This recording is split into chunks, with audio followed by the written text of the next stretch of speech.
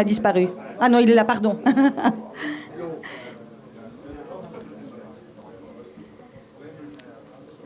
This morning we are going also to speak about classical music, and Laurent Burton, you host a beautiful panel. Can you present and welcome? Calling them all, because I'm sure. Min-Jung. I will present you them after that. Yes, welcome Pere, and we are also waiting for Christina. And oh, I'm sorry, Aline is also there. So take a seat. We've got. On a des micros pour tout le monde. We don't need a microphone. Ah, they are there. Okay.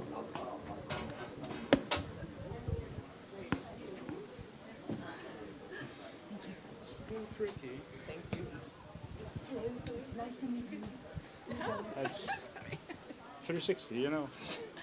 Everybody's there. Okay, we can start. So, welcome everybody. I hope you are all doing well. And you have passed a very nice evening yesterday. It was another kind of music. But you know that this music we have heard and we have dancing on yesterday couldn't be this kind of music if classical music wasn't there. So I'm very happy to welcoming you for this special event.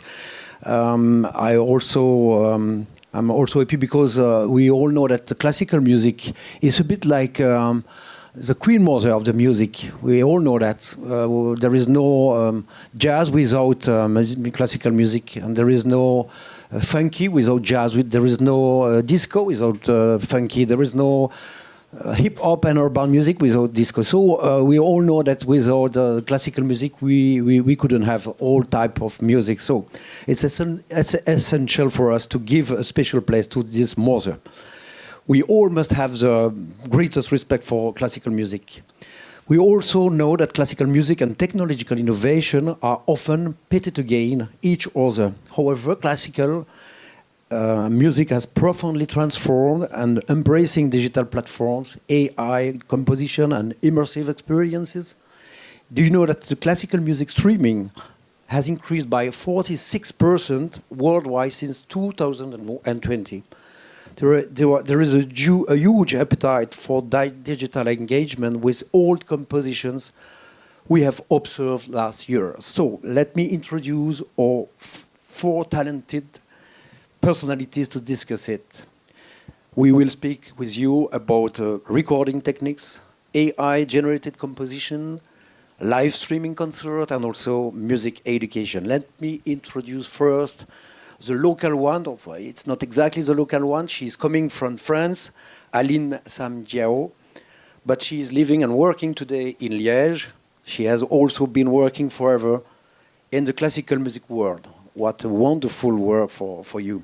Since 15 years, you are busy in orchestras and 10 years in concert halls. Since September, we are lucky in Liège to have you like a managing director of the Orchestre Philharmonique Royale de Liège, 97 musicians and orchestra and 1,000 seats hall.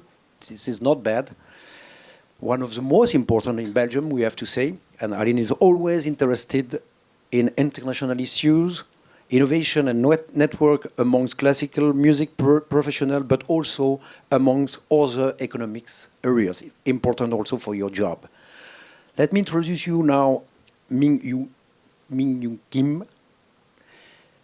Min-Jung is a pianist. We have listening to you this morning a bit early, I think, because there was not so much people, because there was part of them was dreaming. No, you was there. I recognize you. She's a pianist, Steinway artist, and Pèries ambassador. Excuse me, Excellence. It's an honor for me to welcome you. She is author of Music to Help Overcome Cancer. We will speak about that further. Christina Matteotti is head of music and culture at Google. She worked on the Shellac project with Deutsche Grammophon, originally from Canada, but coming yesterday afternoon from London. She grew up playing instruments in ensembles and orchestras. I'm sorry for the lights. I'm doing my best.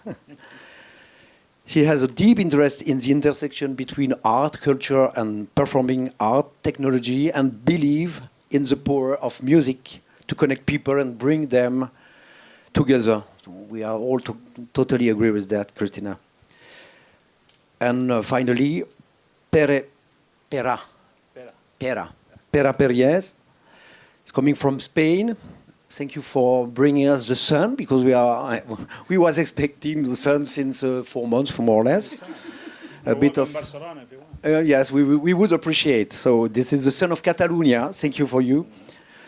Pere is music composer, playwright, member of the Spanish Music Academy, partner of Artificia Pro. We will speak about this further, and music lecturer. Pere collaborating with different universities for the creative enhancement through technology and in performing arts. So we've got a panel, a brilliant panel. Let's start for the first question with you, Aline. According to your experience, how do you balance traditional orchestra practices with the push towards innovation and technology in your programming? That's the trickiest question, because in the music, I'm most representing the craft part of music compared to the industry part of music, because I'm working with performing artists on stage, live musicians, and to be a bit provocative, even in the 60s, it has been theorized by economists that there is no productivity gains in performing arts when it comes to musicians. You can imagine we are playing a Beethoven symphony with the same number of artists that we were at the same time and the same kind of instrument. And even if the instrument have moved, getting more innovative, there has been a revival to use again the same instrument that were at the time. So it's from my point of view, it's very specific, but it doesn't mean that we're not interested in tech and classical music. There are there's three, I think the three way of thinking tech into classical music. There is the creative input, and maybe I will leave the other panelists discuss about that, because creation is inside music. What I have seen in classical music in orchestras is not yet implemented, or with visual arts. For example, we have a project in 26 where we will have a sort of manga movie with complete video immersion on a Beethoven music, but it's not in music itself, it's what is around. Then there is also the question of how it can help to understand or to get into classical music when you're not entering in a concert hall. And that, I think, is very important for example, for people who will not think of coming to us, and then we can imagine how to come to them through digital innovations, for example. I'm thinking, for example, about virtual reality and immersive experiences on classical music. We are starting a new one in 1st September here in Liège, where the audience will be able to have an immersive experience on Beethoven, and I think they will be within the orchestra. They can look at the players and have a view of how it is to be in an orchestra. And the same day, we'll have the same experience with people from the audience coming next to a musician on stage. So I take the bet, what will be the strongest experience? We will see.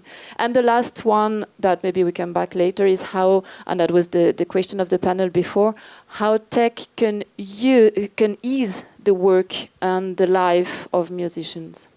And that maybe later we can talk about that. We'll come back with these topics. What about the reaction of your public? Generally, we speak about an old public, but it's not always the case. And what about the reaction with this kind of new technology into the concert and experience for the audiences? Well, we have part of our audience, which is a traditional audience. And again, if I want to be a little bit provocative, who come to concert to be as a class recognition way of attending to a social event. But all the work I've been doing for 20 years, is to have newcomers come to classical music, because, as you said, Laurent, it's at the heart of all music, and it's really very widespread. So there are a lot of audience that come because at first it's fun to come, and to make it fun to come for them, then we have to imagine how it's fun for them, to imagine other kind of experiences, to imagine to add video or to add some other tools into classical music. So that I think that is very, very powerful. Thank you. Min-Jung, could you share with us a specific instance where technology enabled you to express a musical idea or emotion that would have been challenging otherwise? And how can the Stereo technology we have shown this morning aid in pedagogy? So I think, as you say, the demonstration this morning showed, with the Stereo technology, I was able to record my last album at distance because we were going through COVID. So I wasn't able to travel. And so then we recorded on a stereo piano here in Paris. And the data was then sent to the New York studio, and the stereo there replicated absolutely everything I did and recorded it. Amazing. But I think, as Aline was saying, I think one of the challenges we face in the classical music industry is that during COVID, there was this massive rush to transmit music because they were scared of losing audiences. So everything became at distance, not considering necessarily the quality that we were diffusing. And so it became almost a very promising period. We think maybe there's going to be a change, the curve in the thinking behind transmission through technology. But the reality, sadly in a way, is that we've actually regressed in many ways, and everything that was done through the transmission of either online diffusion of music has actually taken a step back. And this is where the Stereo, for example, I think is another demonstration, because it's about innovation. As you said earlier, we have to start from somewhere. We started with classical music. The Steinway piano started from somewhere. It was creating a piano initially. Then, throughout the years, they've perfected the art of creating a piano, the mechanisms, the pedaling, the size, the string. Today, it's the Stereo. Tomorrow, it's the Stereo cast. Because what will the Stereo cast do? If you have a piano here, the Stereo, and we had the piano in the Liège Symphony Hall, then you can have a direct, simultaneous performance live. And that's going to be in a way, the house concert of the 21st century in some ways. It's an experience that's second to none.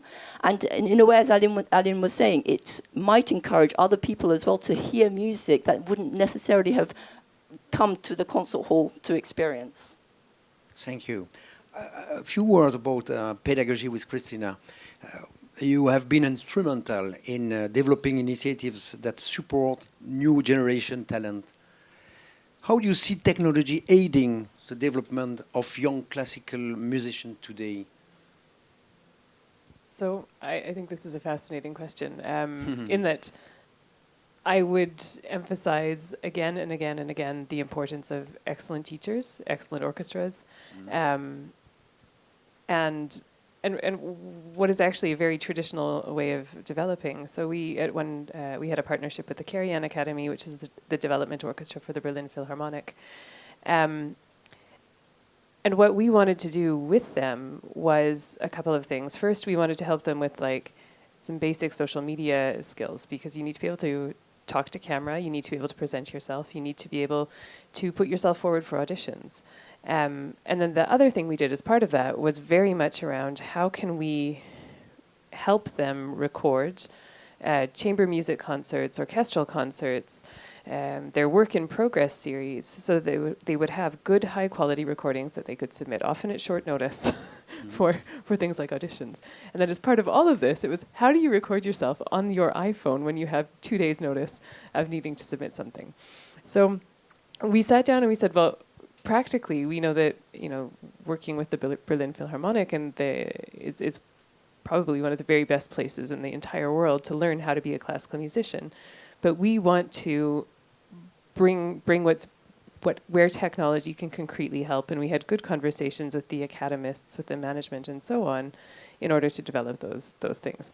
So my answer is a bit of a cop-out, which is, in fact, technology can play a supporting role, but the infrastructure in place, teachers, so on and so forth, are incredibly, incredibly important. How do we increase access or awareness? That's something that we can and love to do, but we're always very aware that the in-person part of music can't be easily replaced. Thank you. Another question for you, Aline. Given your experience, what are the technological innovations that will continue to transform the audience experience, those that you would like to see emerge, especially at the Orchestre Philharmonique de Liège?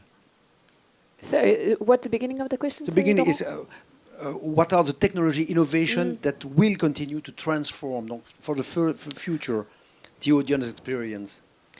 And especially what kind of experience you would like to see emerge at the Orchestre Philharmonique? I can start with a little anecdote about AI. After concert in our hall, there was a discussion between a young audience, a young lady, which was maybe 25, and our director of communication and marketing there, and they discussed about AI and how long it would take in this very classical hall in Liège, to come on stage. And they made a bet. I mean, my colleague has been working in this hall for 20 years, so he's more into the traditional part of the concert, but he's also a very good marketing professional, so very much into what can be done in terms of digital. We were talking about customer relation management earlier. And they bet that AI would come within 5 years in this hall on stage. So we can see, I think it can bring some interesting things.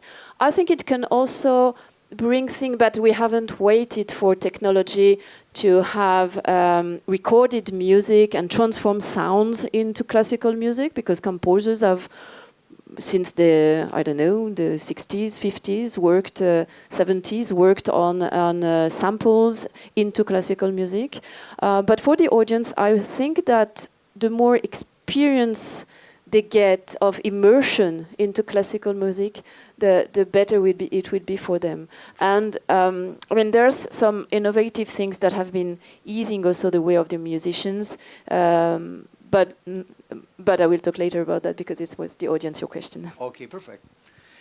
Thank you for opening the door of AI in performing art, and especially in classical music. We will speak about that with Pere.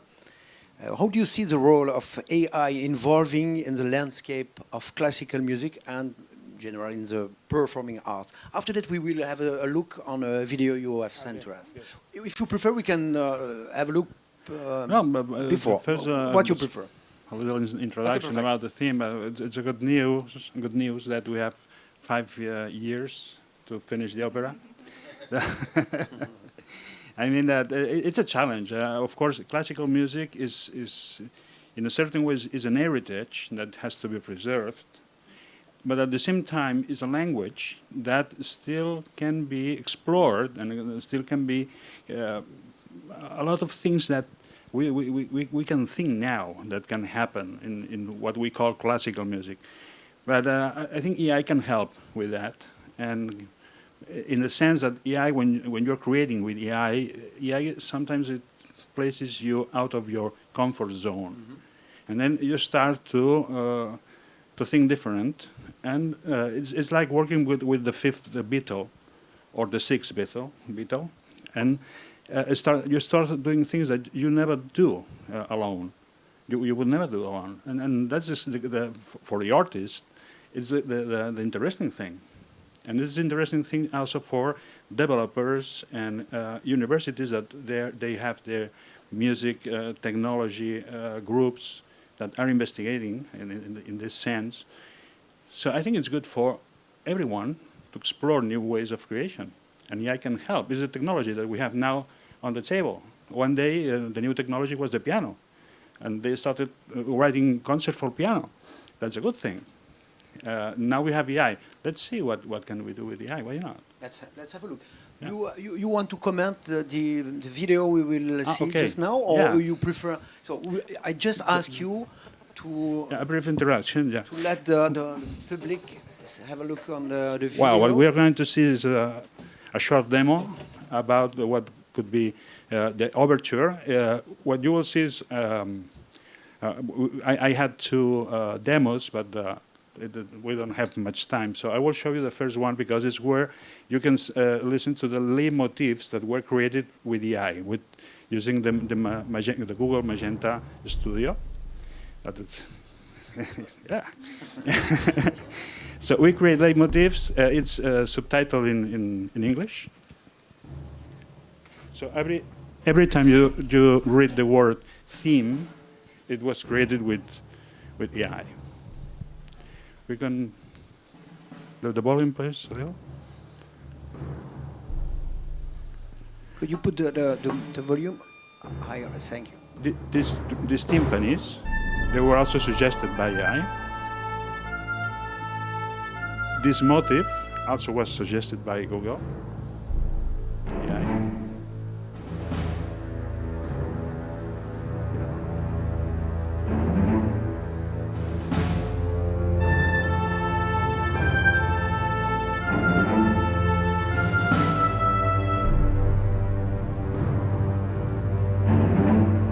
Another theme now.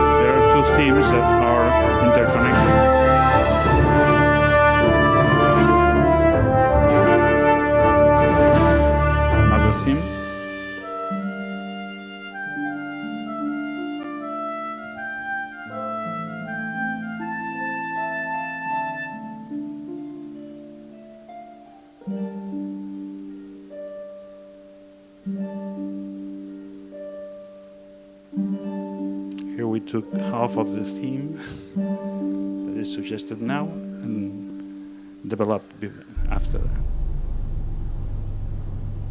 The theme of the Minotaur.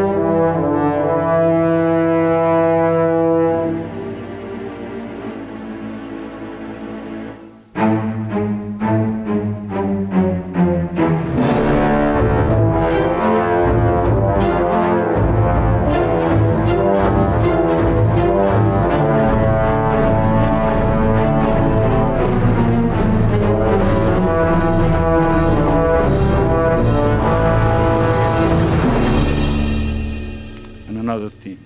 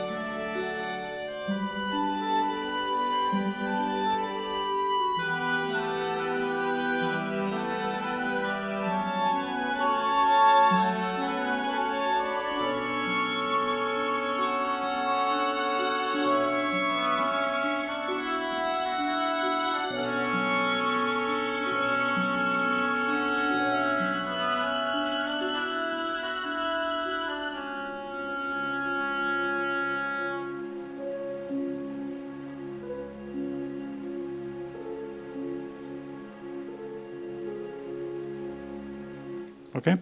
This is the demo, okay? Well, you can cut it here if you want.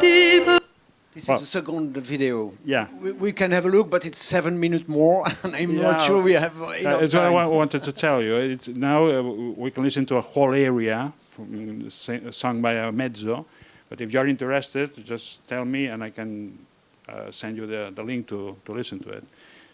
But you saw that we got the team, we got the suggestions from AI, and then we had the time or the possibility to work on the different leitmotifs or themes. And if we didn't have the AI, we could have done something like this, probably. But the project, what the project wants is to explore the whole making of an opera from the point of view of the different performing arts, and create tools that can help composers and give the possibility to composers that are not used to get into classical music to explore this field and democratize in some way the capacity. Because when we think of AI, we think of electronic music, probably, but not this kind of music. And we want to open this field because we think that classical music has a lot of things to say still, and we can explore, and AI can help us. Thank you. Back a bit with you, Christina. From your perspective at Google, what are some of the most exciting technological advancements currently shaping the ways audience access to classical music? So I'm incredibly inspired by what I've just seen here, and one of the things I'd pick up is in fact how Medea Research out of the UK has done some research recently on how do creators want to use AI tools, and the vast majority of creators want to use them, and creators here can mean artists, writers, so on and so forth. They want to use them at the beginning for brainstorming, for idea generation, to get new ideas. Very few people want to use AI tools for the creative process itself. And then at the end, people want to use AI tools for mixing and mastering, and perhaps, once you've done the creating, the stuff that takes a bit of time, energy, and effort, and you might not be an expert in. So I think there's something really interesting about the moments at the beginning, and brainstorming, and thinking laterally, and having new inputs that you might not have come up with on your own. And then it's still very much up to the artist, the composer, the creator to do something interesting with those inputs. It's a starting point, not a finished product. And I think, the point I think is really important is that new technologies have always inspired new forms of creativity and enabled new ways for people to be creative. So we worked with the German record label Deutsche Grammophon to digitize 400 of the world's oldest commercial recordings. And we forget now how revolutionary it was to be able to hear sound that was not recorded or that was not present in the room you were in. That was mind-blowing, right? So before you had sheet music, but somebody had to play the music, or you went to a concert hall and somebody had to be playing the music. And all of a sudden, sound recording meant that you could listen to music from around the world when you wanted to. And yes, you needed a gramophone, and yes, you needed to get the record.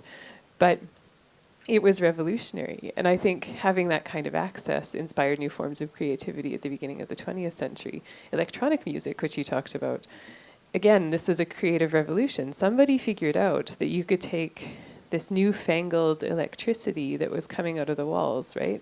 This was a new invention, and use it to make music. And again, you still have to go through a creative journey. It's a starting point, not a finishing point. So when it comes to new technologies like AI, I think we're still very much at the beginning of figuring out how people are going to use them to be creative. But my expectation is that it will be a starting point for new forms of creativity and new inspirations. Thank you. Hey, just a question for you.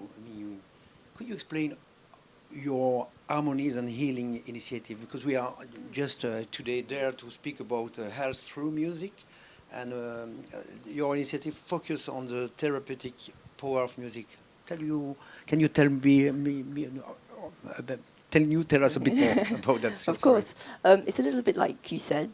Music generates emotions, and it creates a bonding atmosphere. I mean, think about, when we're going to the Olympic Games coming up, each nation is going to be rooting for their country and through their national anthem.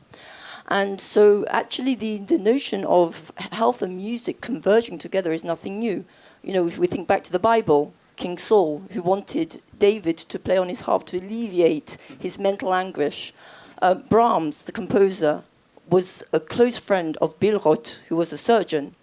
And they shared conversations. He relied heavily on Burton's power of inspiration, just discussing. And they laid the first foundations of the convergence of music and medicine.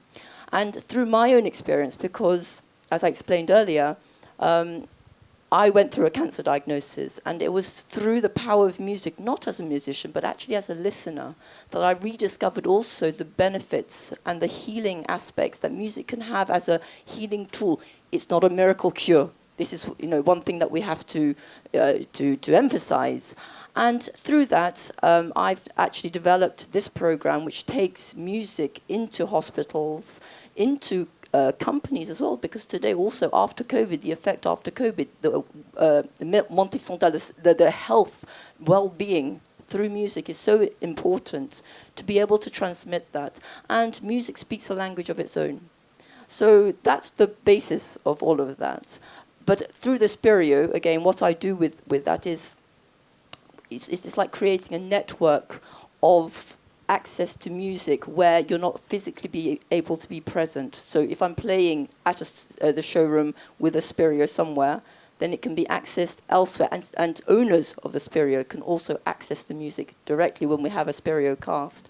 But I go back to the point, Christina, you were saying, which is I feel very important as well to emphasize, is that technology, especially something like the Stereo, is not there to replace the human experience.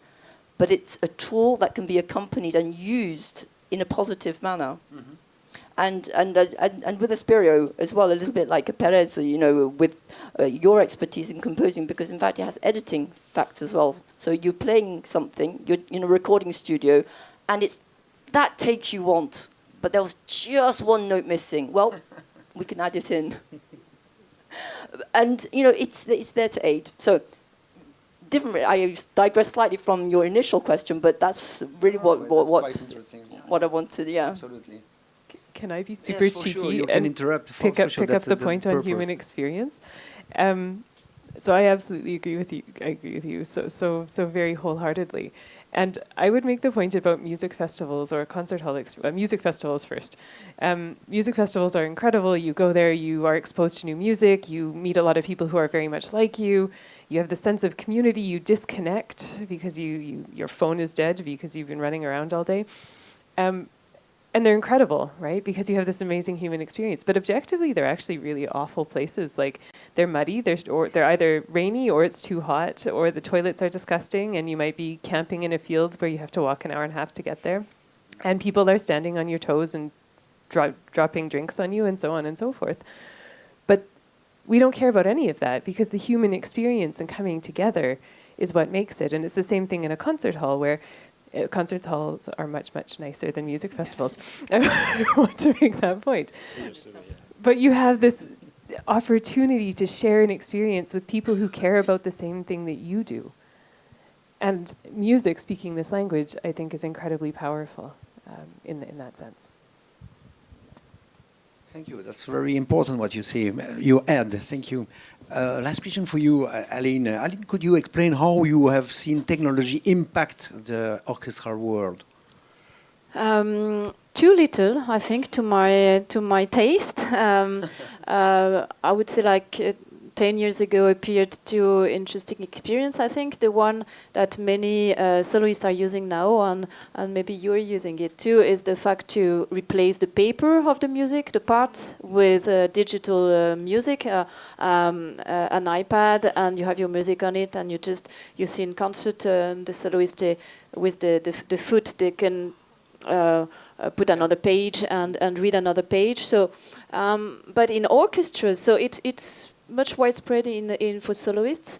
But for orchestras, then it comes to if you have to have one for each musician, it means like, or one for two musicians, it means like 40, 50 of them. So then it comes into how do you make sure that the battery is enough for the whole concert? How do you provide the security of it? And not so many orchestras got into that, and I'm sure I don't think the Berlin Phil did. Some French orchestras did, but then when you move, when you tour, you have to bring all the device with you as well. So it's not so widespread. A second one that I found absolutely great, but there are probably startuppers in this room as well, and you know how startup life is with up and downs and financial problems. It's about 10 years ago, I think. It's a French company that is Nomad Play that created a way to you could, as an amateur musician, maybe you're a trumpet player or you're a drum player, you could choose any piece you want. Let's say a concerto for trumpet from I don't know, Vaughan Williams or whoever, and you can choose the orchestra you want to play with. For example, you want to play with the Berlin Phil, you want to play with the Orchestre Philharmonique Royal de Liège because for your heart it's the best orchestra in the world because you've been brought up with this orchestra, and they have created this technology when they record and then they can put away the trumpet part of it. And so you can play, you're at home, you can play with this orchestra, the trumpet part, and you are playing the part of the orchestra. So I find this absolutely great, and also for conservatories, for young musicians learning, but they have had huge financial problems, and they are nearly collapsing now. So if Google wants to invest in them, I think that would be a great idea. I think there is a message. I'm not sure, but I think no, so. but I think it's really great, but they could not find the economic model. So, well, you know that perfectly if you've been working on economic models and things like that. Yeah. And what I would be interested in having, so if there are some entrepreneurs among you, and also to recollect, I have many ideas, but one that connects to the health question that is at stake today.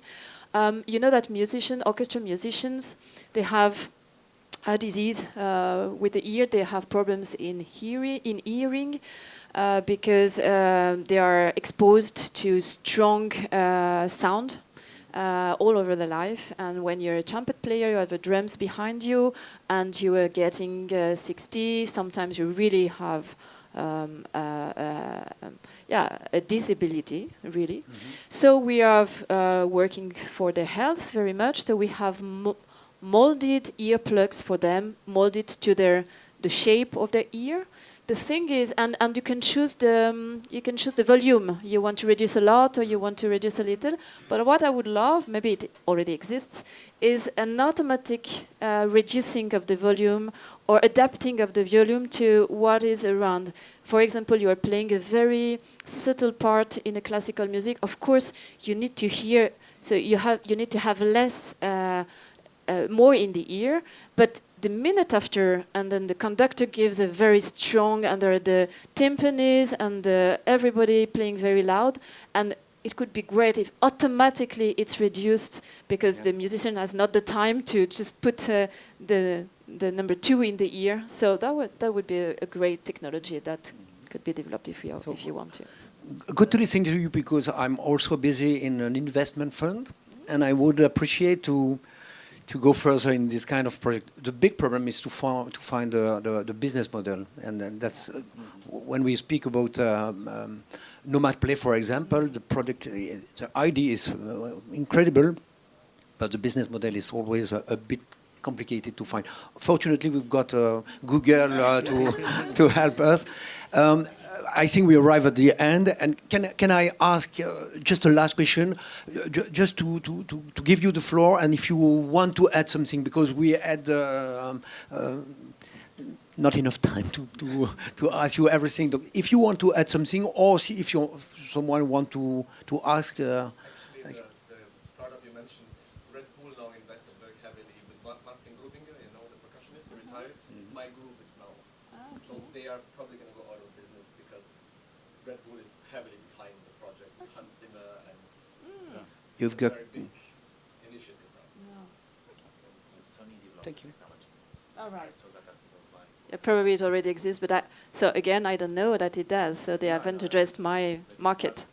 So they failed. Oh. They failed. No, if it doesn't reach. Yeah. Yeah. They are not failed No. already. No. There's a problem, so let's connect. You should know about So we will have the opportunity to connect ourselves for the lunch. Something else to add? No, I would say from the point of view of the artist or the composer, I think that it's a time that we can be afraid of losing our jobs and everything is that this is story, you know. But I think it's a big opportunity that I can remember the time when synthesizers came up and were popular, and some people say, well, this will kill the guy that plays the clarinet is out of his job because this sounds like a clarinet, these kind of foolish things. But it developed a whole new world, universe of music. And now we have AI that is so powerful. There are a lot of debate, a lot of things to talk and to settle and to putting our feet in the ground. But we don't have to fear this technology as artists. We have to see if we can use it as a springboard to reach new universes of creation. It's what we think there in Barcelona. Yeah. Perfect. This is the word of the end. Thank you very much, Aline, Min-Jung, Christina, and Pere, to be there today for this panel. I hope you will appreciate the end of the day. This is not the end of the summit because we will have an afternoon and also for some of you, super festival, The Ardent. I hope you will be there with us tonight. Thank you for being there.